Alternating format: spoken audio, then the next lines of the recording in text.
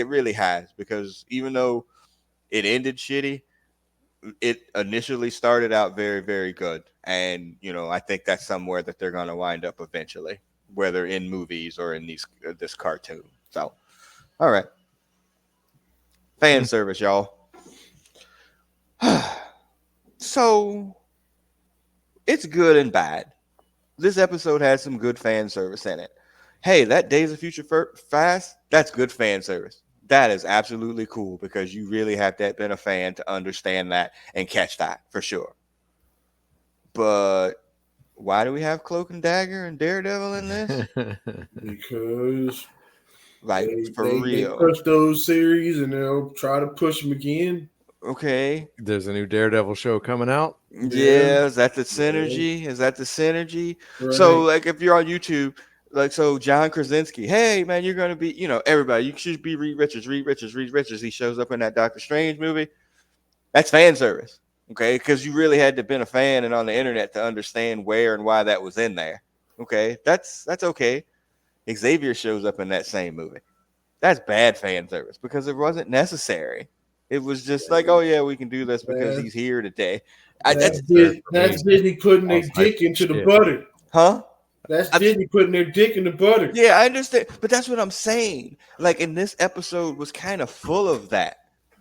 Like, oh, yeah. Disney said that Disney is the Illuminati, one world order. They own everything. Right. But establishing, Magneto has 2 kids that he has a strange relationships with. That's why they're like off to the side or whatever. That's good fan service. You got to be deep in it to understand that, like, for sure. But there's just other instances where they just kind of went like, why is that in there? It wasn't that. Oh, we have Alpha Flight, but we don't really have Alpha Flight. We have Aurora and North Star. But what you could get the trademark on the Canadian flag or something, like, you couldn't show. Like, why is that even in there? Explain it to somebody. You gotta make your Canucks happy. Brother Beavis. Somebody wanted it. Right. They're but who? Available. They're cheap and easy. Yeah, I mean, they should all be free at this point for Disney. Yeah, I mean, you have to assume that they're going to reappear in some capacity.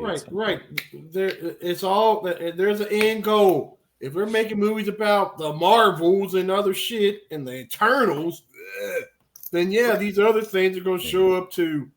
But no one's going to watch. But Brother Beavis, how were they able to show such restraint 9.5 episodes through? Yeah, it did. Yeah, I mean, we saw what, half a dozen people prior to this, right? We had an actual appearance of Captain America, a voiced appearance of Captain America. Mm-hmm. We had Spider-Man, Doctor Strange. Mm-hmm. I don't even look Morph's at little cameos or whatever, which made sense for the story, right? And I don't even look at like Omega Red as a cameo. That's he's a villain. He's established. Assumingly they'll probably try and tell one of his stories at some point. But yeah, I mean, they just Deadpool. I heard, yeah. I guess it is weird that there is not yet really a shared universe in the MCU, but there so very clearly is here. Yeah. I just think they had a good story there. It wasn't necessary. It was a lot. Like I said, when they started showing all the heroes, I'm like, okay, now we have enough non-mutants to sacrifice themselves by going through the portal and actually defeating Onslaught. But the Onslaught is like a story that's more about the other heroes than the X-Men. Right. So it would be stupid to do it. But I thought for sure for a long time that's where we were headed, and I'm really glad that they didn't. Like I told you when I watched this, I was like, I liked a lot of things they did. I liked a lot of things they didn't do. But I don't know. It felt kind of like unfinished. I don't know. To me, that's what it was. Like, the cameos didn't cap it off. It made it feel unfinished. Yeah. Jesus for the story. Yeah, it was like, man, that wasn't necessary. And you hadn't done any of that. Not any, but like, you very rarely done any of that through those 9 episodes. You had kept it focused on the X-Men and things within there. And then it was like, oh no, we got to establish this world here. Like, I think we all kind of knew that was in this world already, and you didn't need to go over the top, and they just took it over the top. But again, not bad. Your A-Force fan service moment, like, the whole back half of of Endgame was fan service to the Yeah. 22 movies that There- preceded it. there's Yeah. too much. But you're gonna have this girl power moment with like 6 R's and no I and girl power Mm. in a series of movies where basically all the female characters were marginalized and they straight up killed 2 of them in this one. Yeah. That's weak. Yeah.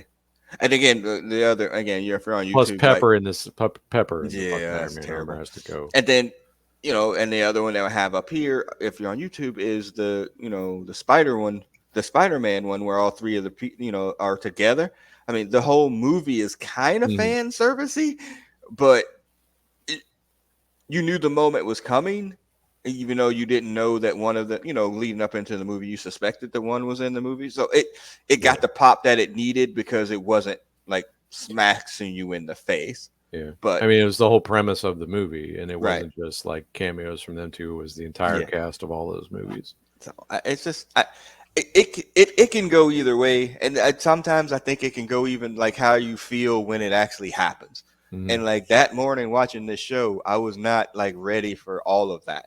On the rewatch, it still is like hitting like a hammer. It's like, hey, by the way, we're all in this together. We're in this universe together, just in Yeah. case you didn't know. And it wasn't necessary. Yeah. So that's basically it. All right.